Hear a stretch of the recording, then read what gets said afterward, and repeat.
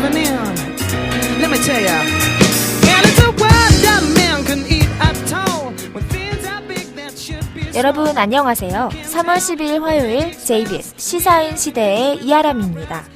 JBS 시사인 시대는 여러분이 평소에 들어는 보았지만 잘 알지 못했던 시사 문제나 시사 용어 등에 관한 이야기를 나누는 시간입니다. 오늘 시사인 시대에서는 북한의 정전협정 백지화와 관련해 그 전후의 상황을 돌아보도록 하겠습니다.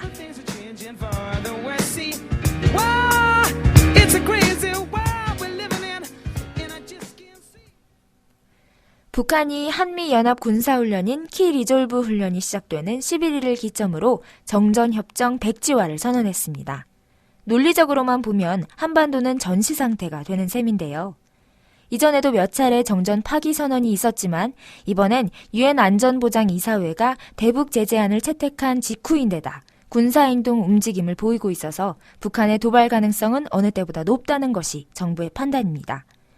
전문가들은 북한의 도발을 과장된 블러핑, 즉 공갈로 보면서도 북한이 어디로 튈지 모른다는 점을 우려하고 있는데요. 정부 관계자와 전문가들은 우선 북한의 국지도발 가능성을 보고 있습니다. 박근혜 정부를 압박하고 국제 제재에 대해 반발하는 차원에서 NLL 이남으로 단거리 미사일을 다량 발사할 가능성이 높다는 예상 등이 나오고 있죠. 이쯤에서 노래 한 곡 듣고 와서 NLL 이야기 이어나가 볼게요.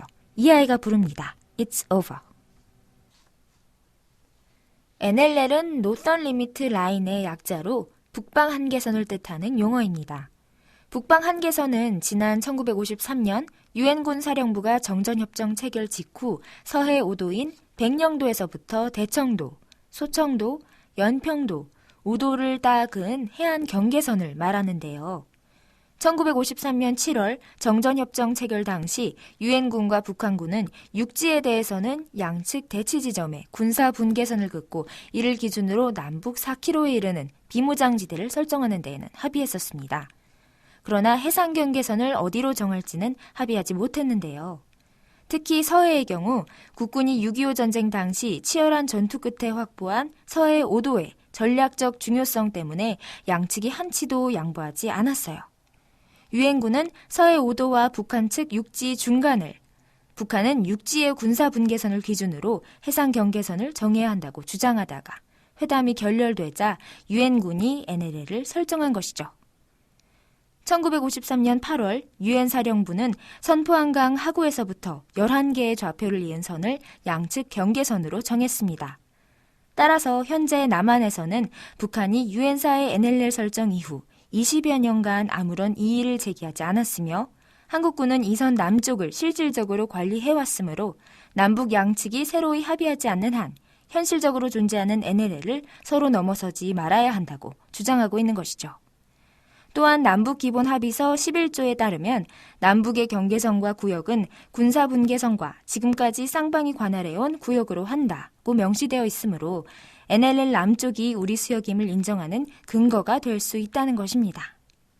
여기서 노래 한 곡 듣고 올게요. 오지은과 늑대들이 부릅니다. 없었으면 좋았을걸.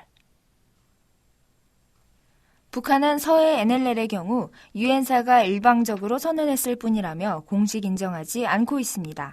따라서 정전협상 무효를 선언한 지금 고의로 정전협정을 위반하는 보여주기식 도발의 가능성이 제기되는 만큼 NLL 인근의 어선 월선이나 비무장지대 총격전이 전면전이 될 수도 있는 상황인데요. 이처럼 한반도의 기장이 고조되고 있지만 일부에서는 이번 국면을 잘 넘기면 북한을 대화의 장으로 불러낼 수 있는 계기가 될 것이라고 예상하기도 합니다. 과거에도 한반도 긴장이 최고조에 이른 후 국면 전환이 이뤄졌던 경우가 많기 때문인데요. 이번 위기를 넘긴다면 미국의 국무부 차관보 등 대외 라인업이 완성되는 올 6월에는 북미 협상이 재개될 가능성이 높다는 이야기도 나오고 있습니다. 이쯤에서 오늘 시사인 시대는 인사드릴게요.